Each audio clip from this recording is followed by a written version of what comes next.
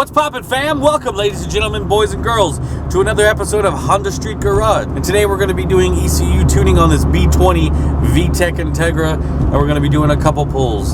So stay tuned, because it's going to be awesome! That was pretty awkward, wasn't it?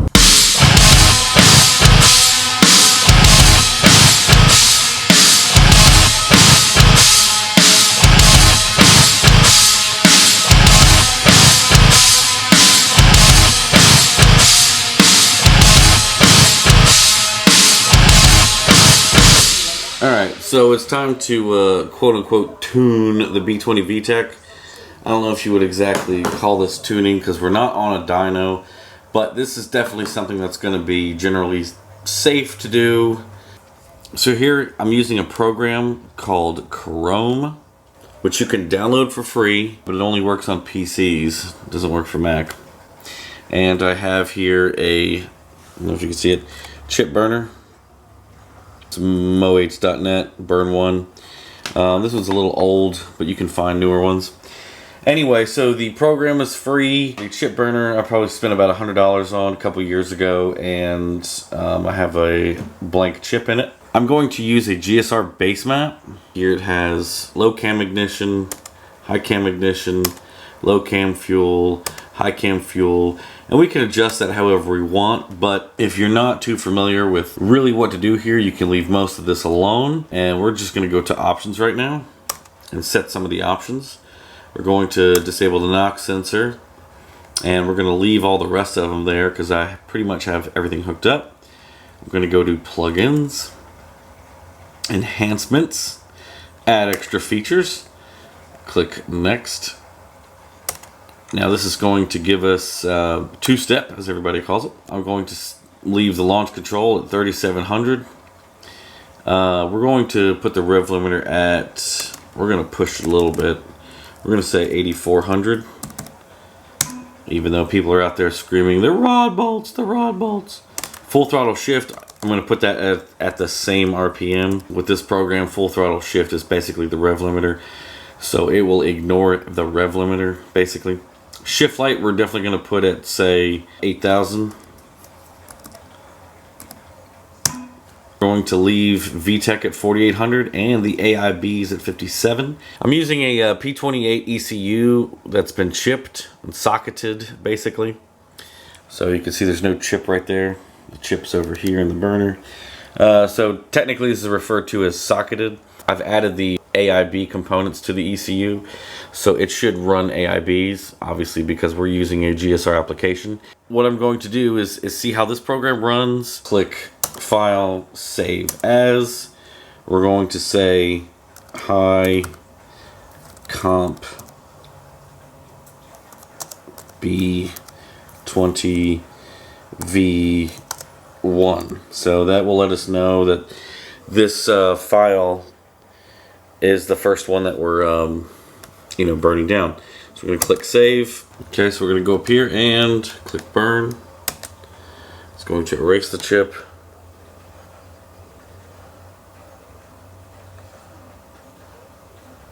And we're good. So here we are down at the ECU plugs. As you can see, I have a jumper harness here. My car is a 98, so it is an OBD2A. 99 and up is OBD2B. So if you're 88 to 91, you're OBD0. If you're 92 to 95, you're OBD1. If you're 96 to 98, you're OBD2A. Then if you're 99, 2000, 2001, you're OBD2B. Now, all those require different jumper harnesses, except for, obviously, the 92 to 95 OBD1s, which you do not need a jumper harness at all. What I'm going to do is take my ECU here that I've just programmed the chip for, obviously, very simply, and we're going to plug it in. So I have it plugged in. Now, we're going to turn the key, and we should see check engine light come on and flash off. So I'm going to start this guy. Starts up pretty good, seems pretty smooth. We're just going to sit here and let it warm up.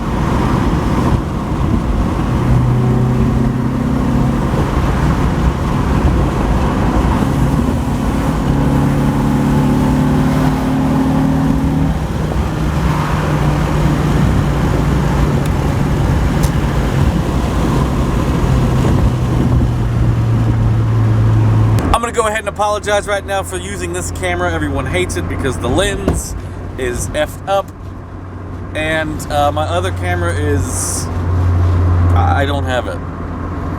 I could go into why, but that would take way too long. Guys, so my initial review, since I've got the B20 Vtec running, running pretty well. Did a little tuning with Chrome, so I've got a P28 chipped with a modified GSR map, basically added some fuel, a little bit of ignition, adjusted the VTEC and the AIBs, and it's running really well. It definitely feels more powerful than the GSR engine in general. At the very least, it's definitely not less power, that's for sure. Definitely much more torquey. It just has pull throughout the entire rev range, and it really seems like there's more left in it. If I were to put, you know, intake, larger throttle body, headers, full exhaust, all that stuff,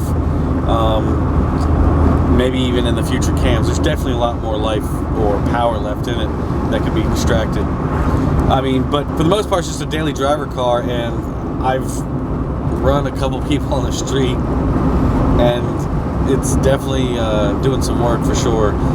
It just doesn't feel like any other motor. The only other motor that it kind of feels close to feels just under a Type R motor. It doesn't feel quite as potent or as powerful or violent as a Type R motor, but it definitely feels in between a GSR and a Type R, if that makes any sense. For the most part, I'm very happy with it. Definitely happy with the results. Obviously, the valves aren't hitting and the rod bolts are still staying intact. So, for the most part, that's it, guys. Do some more pulls or something if we can.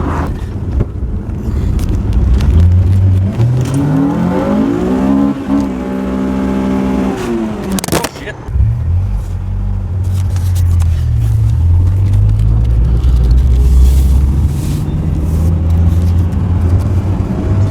Okay, people, let's do a pull.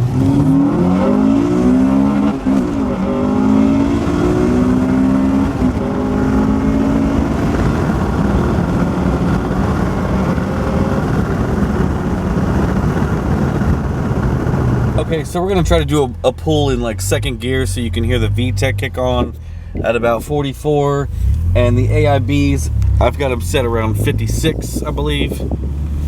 So